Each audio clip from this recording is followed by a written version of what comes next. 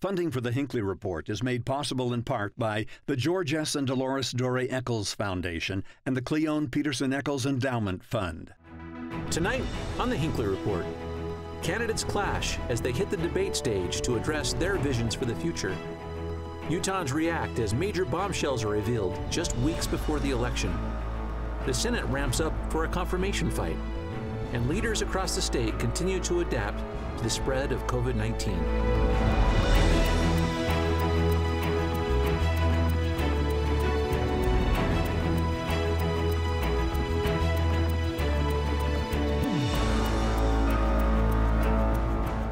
Good evening and welcome to the Hinckley Report. I'm Jason Perry, director of the Hinckley Institute of Politics.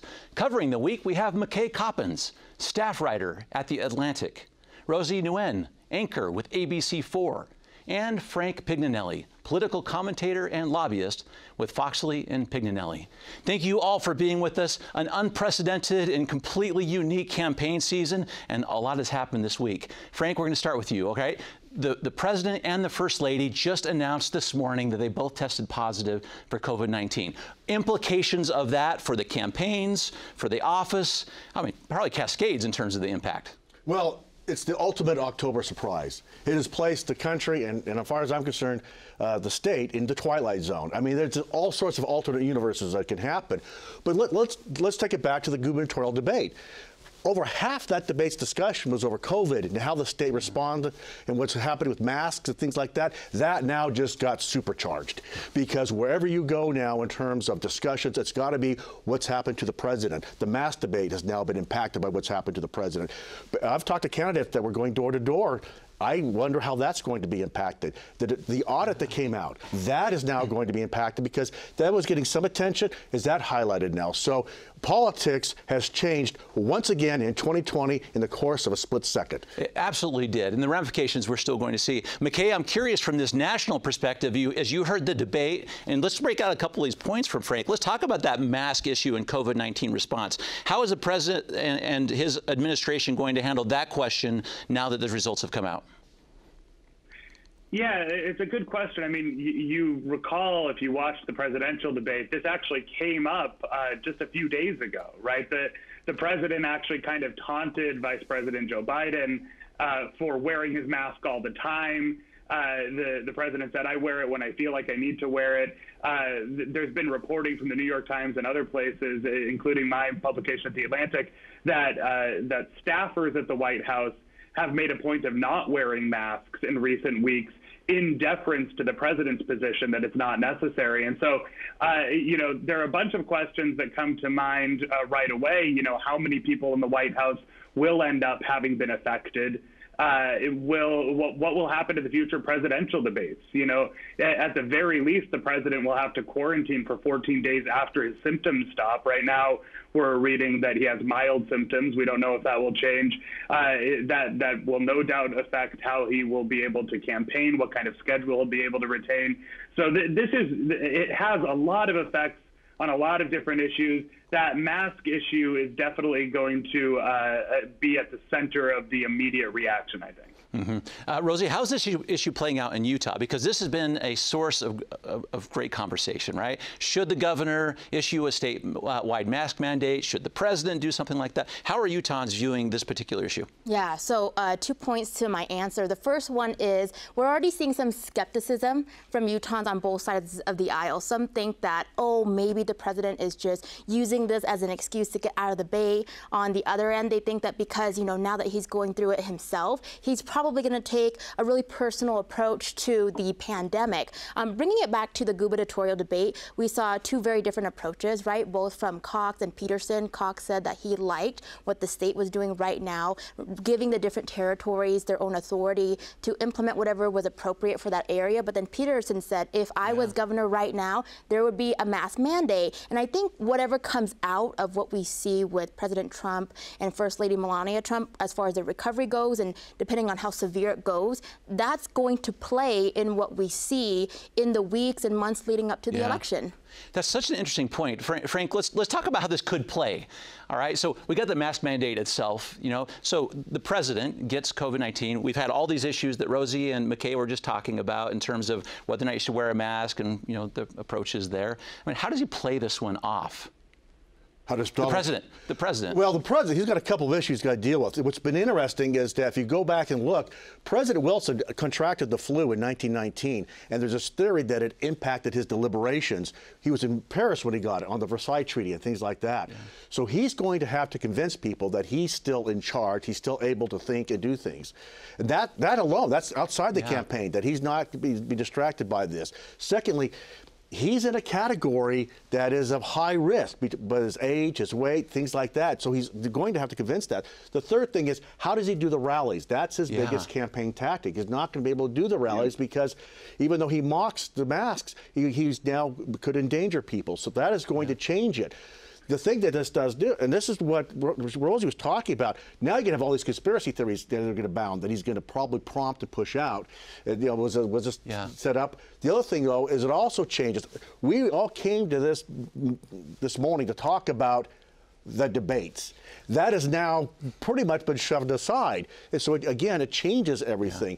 So while he's going to have to figure out how does he keep on communicating with his base and with others, it's obviously going to be through Twitter, but does he also have people standing in for him, like Mike Pence and others? Yeah. McKay, talk about that, because these are really interesting points. I mean, does this put the following two debates into question? Do the conspiracy theorists start coming out as to whether or not he's capable to lead right now in this capacity? There are already, as you can imagine, conspiracy theories flying around social media on both the left and the right, all kinds of misinformation. You know, I do think the question about the debates is a live one. I don't know how they're going to be able to follow through on the debates as planned if the president is quarantined in the White House. They could do some kind of virtual debate. We'll have to see. I would argue, though, that assuming the vice presidential debate moves forward, it's actually taken on more importance than past VP debates, which are usually kind of low-stakes affairs. There's very little evidence in the past that they move many voters. But if we're talking about a situation where the president is ill, you know, hopefully he recovers. It seems likely that he'll recover, although, as Frank points out, he is in a high-risk category. When something like this happens, naturally more attention goes to the vice president. He's the next in the line of succession. Joe Biden, of course, is also in his 70s. And so I think that a lot of voters are going to be looking at these vice presidential candidates and wondering what they have to offer, and probably incorporating that into their decision as they vote in November. Well, it's such an interesting point, Rosie. And we're so excited because this vice presidential debate happens to be right here at the University of Utah this next Wednesday on the 7th. And what McKay is talking about is so true. Is there was already an elevated level of interest because of the two candidates, particularly as Senator Harris joins Mike Pence on the stage. Does this elevate the importance of this vice presidential debate? In my opinion, I think because it was so hard to get takeaways from the presidential debate. There were so many people who were tuning in, wanting to know, where do our presidential candidates stand on the issues we care about? And we didn't get much of that from the presidential debate. So with this vice presidential debate, a lot of Utahns are telling me that they're hoping to see Pence and Harris answer more of those questions about the issues that they care about. Yeah, so that's so interesting. So Frank, are we going to see a different kind of debate? Yes, they know they have to be on their best behavior. So you'll see very few, if any, interruptions. And you'll see, you have a former prosecutor, Kamala Harris, but also you have an attorney in Mike Pence, too. So they're going to be, I think, respectful of the rules. They'll be very firm, but I think it could be a very invigorated debate because these are two people who want to run for president themselves. Yeah, that's true. One thing, because I want to get your take, and McKay, you got close connections to the state of Utah as well. So I'm curious about if it's going to be different. There's this idea that there's sort of a Utah nice kind of way to approach these things. Frank, what we saw in the first presidential debate, is that effective with a Utah voter? No. In fact, what was interesting, and I talk about this, it's always interesting to me of Utah and Nevada, two very different states together. This was typified by, you have the gubernatorial debate and the presidential debate, the nice debate, the gubernatorial debate. Utahns don't like that. Utahns are very tough, they're pragmatic, but they're always nice to each other. I think a lot of Utahns were turned off, which is why you didn't see a lot of Utah politicians embracing what happened in the debate. In fact, almost crickets in terms of the response from anyone, I thought was interesting. McKay, please follow up on that, because you have such a good eye and connection to the state of Utah as well. Yeah, I thought that was really interesting. I was actually texting with various kind of Utah friends and sources and associates during the debate and afterward, and you know, almost universally what I heard was, you know, this is unwatchable. Like I can't even keep watching. This is so unpleasant, right? Because you just had constant interruptions, yelling at each other, the president talking over both the moderator and the vice president. There were multiple moments during that debate where all three men were kind of raising their voices and talking at the same time. This was not, you know, statesman, like forget Lincoln Douglas. This, you know, this wasn't even, you know, in recent history. This was probably one of the most wild, outlandish debates that we've seen. And so I don't think that Utahns responded to it. I do think that in the vice presidential debate, we'll see, you recall in 2016 that the debate between Mike Pence and Tim Kaine, that vice presidential debate, played sort of a similar role. It was much more traditional, much more conventional. You know, when Trump and Clinton were on the stage together, Trump, you know, would cut her off. There was one debate where he would kind of follow her around the stage. It was definitely different than what we were used to seeing. The 2016 vice presidential debate was much more conventional. I think we'll see that this time. And I think Rosie's right that a lot of Utah voters who didn't get much out of the first debate will be looking to Mike Pence and Kamala Harris for their messages and their pitches. Mm-hmm. So a couple issues I want to bring up that are close to the hearts of Utahns that were a center of this debate. So, Rosie, one of those is election security. All right. So are the polls safe? Is it open for manipulation? And I just want to ask you a question, because we asked Utahns what they thought about that. Do they feel like their ballots are secure? And so we, in our recent poll that we did with the Hinckley Institute of Politics, have you participated previously by mail? 78% of Utahns said they had mailed in a ballot in the past, and of those, 77% said, absolutely, I believe my vote was counted. Is this an issue that resonates with Utahns, this idea that somehow my vote's just not going to be counted, or maybe the post office is going to lose the ballot in some way? Yeah, as a reporter, Utahns have not really expressed a deep concern. The fact that we're going like all mail-in ballot for this November election. I think that our state officials have done a good job with being transparent and answering those questions. In just the past 2 months, we've done a lot of stories with the post office, who's been transparent about, you know, their process.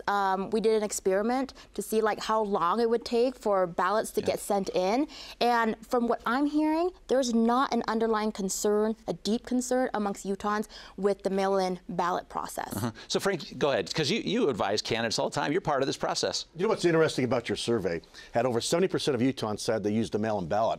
Actually, the number's over 90% of Utahns mailed their ballot. There's about 20% there that don't realize they mailed it in or dropped it off in a drop box. So I think it's the typical Utah thing here. We know we do it right. It's those crazy people on the East Coast that do it wrong. Yeah. And so I think the concern is maybe on the national election, but as always, we do things right here. So it's not a concern about local elections, but I think there's some concern against some parts of Utahns with what happens back east. Okay, McKay, you're going to have to represent the crazy people on the East Coast, as he just said.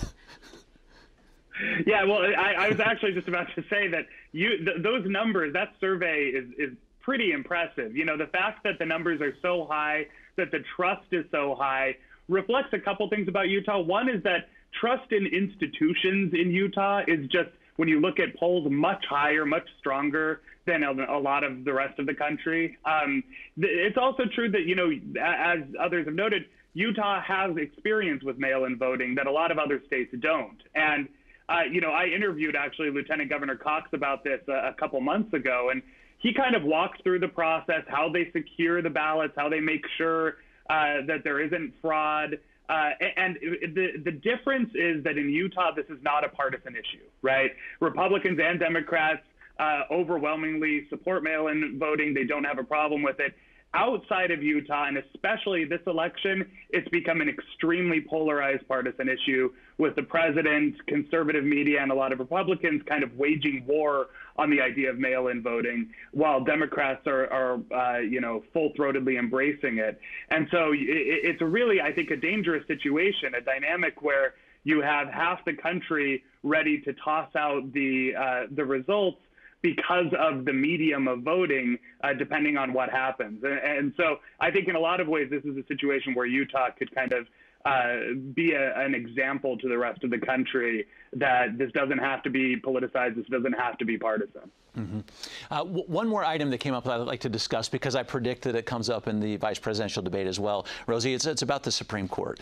A lot of efforts going into nominating someone quickly on the Republican side. And historically, at least for Utah, I'll go back to 2016, this was a top issue for Utahns. When you said, who are you going to vote for and how important is it for the Supreme Court pick? It was one of the factors that played in Utahns' minds when they were looking for more conservative candidates on the Supreme Court. Is that elevated now, Utahns? Is that just as high as it was in 2016 in your interviews that you're doing? I think so. I think this is like multifold. The argument, right, that we saw President Trump use is, I get 4 years. We're only 3.5 years into, I get 4 years to nominate a pick, and why shouldn't I be able to do that? And then he made the argument, you know, if there was a Democratic president sitting here, they would do the exact same thing. And the other thing is, I think voters really wanted to hear from Biden, you know, is he going to pack the Supreme Court? And we didn't really get that answer from Biden. So, then we got, right, kind of distracted with other things. Yeah. And so, yes, we will be looking to the vice presidential debate for a clearer answer on that. I want to pick up one of those threads, Frank, because this is interesting, this court packing idea. Maybe you talk about this, about what that means, because we really haven't seen any real effort on this since FDR, I think was the last time we saw something like this. Is this real? Is that something that could happen? I think it gets talked about. Even though our government system is based upon Judeo, Christian and Western philosophies, there is an element of Eastern philosophy, and that's karma. What you do comes back. And that has to be plugged into it, because you can talk about it, but if you start messing with the Supreme Court, I think what's going to happen in 2021, 2022, people are going to be exhausted. I'm not sure they're going to want to fight over Supreme Court packing. So I think it'll be talked about, but that's a big step, that's a big leap, and that'll be a big fight. And so I don't think it happens. I think it's talked about. Yeah, even on the Democratic side, right? Because that's what people talk about. Senator Harris hasn't really said no. Joe Biden hasn't really said no. But the Democrats have really not embraced this idea either. I mean, that's an important point, right? Because they know that that would be a huge fight. But what's going to be interesting is, and that's why kudos to you and the university for the vice presidential debate, because Senator Harris is also going to be part of that committee that interviews the nominee. So you're going to have not only all this stuff that's happening with the presidential elections, you're now going to have part of that campaign being played out in the Judiciary Committee. And you're going to have everyone participating in that. So part of the campaign is going to be based on what happens in the Judiciary Committee for the Senate. So another element that we haven't even talked about, in about 2 weeks, we will be talking about. Yeah, I think that's absolutely right. One of the connections to this, and why Utahns have been interested in the Supreme Court pick, is as a connection with sort of the deeply held religious beliefs. And McKay, I'm curious about this. You had such a fascinating article in The Atlantic this last week about the role that religion is going to play or may play in this election. Maybe talk about that for a moment. Yeah, so, what I reported on was basically how the president talks about religion and religious voters in his base when he's away from the cameras and away from the crowds, when he's kind of in private talking to confidants and aides. And what I found was that while in public he makes the case frequently that he's a champion of religious conservatives, says things like, my administration will never stop fighting for people of faith, that idea is certainly at the center of the push to nominate and confirm the Amy Coney Barrett to the Supreme Court, who's a devout Catholic. I found that in private, the president often talks about religion with cynicism and contempt. So I spoke with a number of former aides who have worked closely with President Trump, who said that he has mocked conservative religious leaders, talked about various religious groups with kind of cartoonish stereotypes, has even derided doctrines and rights and beliefs held by conservative religious voters in his base. as, you know, silly or something to make light of or make fun of. And I thought that juxtaposition was worth reporting on and teasing out. And you know, that's what I wanted to kind of establish in this piece. It's interesting, Rosie, because of that particular factor right there, many suggest that's why we see so much of Mike Pence coming to the state of Utah. Talk about the people you're interviewing and talking to about how that issue, McKay just talked about, plays into their engagement in this election. Right. You know, Utahns are very family driven, right? They hold to very strong, and we see a lot of those similar values across a lot of religions there. And so I definitely think that Utahns are looking for those values, but also not just the family values, but values of like loving thy neighbor, right? The community. How do we make those who come here that may be a little different from us a part of our communal value? And so I think that we're seeing Utahns who, you know, agree on a lot of these topics, and they want to hear from our future presidential candidates about what they're going to do to uphold those religious values. Mm-hmm. Frank. So McKay talked about the article that he wrote, but the other article that McKay wrote a couple of years ago by Mike Pence has to also be considered because, and I talked about his religious background and what he went through, because that is part of the equation with the religious community supporting Donald Trump, because they know that there's Mike Pence there, and so that he's the backup for it. So it's easy to talk about, well, what Trump says behind the scenes, but they know they've got a backstop with Mike Pence. So he's part of that equation between the religious right and the presidency, and so it's an interesting relationship. But even though Mike Pence oftentimes is the background, this is one place where his role is very important to the administration. That's such a great point. McKay, take him in on this, because a couple of years ago you wrote an article, sort of the definitive piece on this very issue when it comes to Mike Pence. Right. So I profiled Mike Pence for The Atlantic, and what I was interested in is how he has sort of become an avatar for the president's relationship with the religious right, right? And just to walk briefly through the vice president's background, you know, this is a guy who, for all his kind of aw shucks modest demeanor that is part of his public persona, has wanted to be president for a very long time. And in fact, I spoke to a former fraternity brother of his when he was in college, who said that they all knew he wanted to be president way back then. And so he's a very ambitious guy, has always had his eye on the White House. He spent some time as a conservative talk radio in Indiana, where he likened himself to a Rush Limbaugh on decaf, so kind of a kinder, gentler Rush Limbaugh. And then he became the governor of the state eventually. And, you know, Mike Pence was up for re-election at the time that Donald Trump picked him to be on the ticket. A lot of people thought he was going to lose re-election. And so since then, he has kind of played the role as the president's envoy to religious conservative voters. And, you know, a big part of that has been evangelical voters, but it's also Latter-day Saint voters, right? He was dispatched to campaign in Utah in 2016. He's obviously coming to the state for the vice presidential debate, and I'm sure we'll take some time to meet with voters and meet with people in Utah as well next week. So this is a guy who, Frank is totally right. He is kind of the president's offering to religious conservative voters. He's basically saying, you may not trust me, you may not think that I'm a religious guy, you may not you know, think of me as a moral exemplar, but I've got a stalwart religious conservative as my vice president who's helping me make policy, who's helping me pick judges, and he is a very important factor in holding together the president's national coalition. This is such an interesting point, Rosie, because often, at least historically, the vice president's role, it's not like they're moving everyone there, but mostly it's kind of looked at as sort of a halo effect for the president, the emissary, and how that person is received by that population in response to maybe some deficiencies of the person at the top of the ticket. Right, and I mean, like, you kind of need that yin to your yang. I think that's why Biden chose Kamala Harris, right? It's the yin to his yang. He can't reach a certain demographic, but now he has Senator Kamala Harris there to kind of fill that other need for his base. And that's kind of what Trump did with Pence there. And so I do think that Pence is going to appeal, especially, I mean, he's appealing to the whole entire country with the vice presidential debate, but with it being here in Utah, I think that Utahns will have that connection, and they're going to be looking for that in the debate. Let's turn to one of the debates that did happen this last week, because it was completely a different kind of debate, Frank, the governor's race. By comparison, very different race.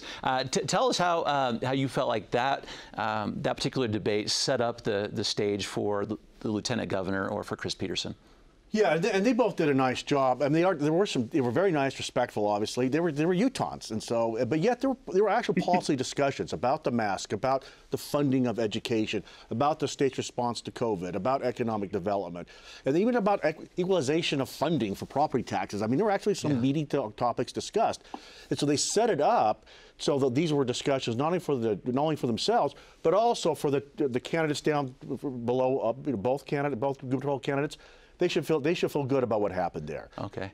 So let's get into one of the issues that was very interesting, because in normal years, the auditor's report that just came out would have been a big deal. It's kind of in the backdrop right now. But Rosie, for just a moment, the auditor's been looking at this issue for a little while in the state of Utah about how we responded. Some results from that audit. Yeah, and so the audit said that the state could have done better when it came to the COVID-19 pandemic.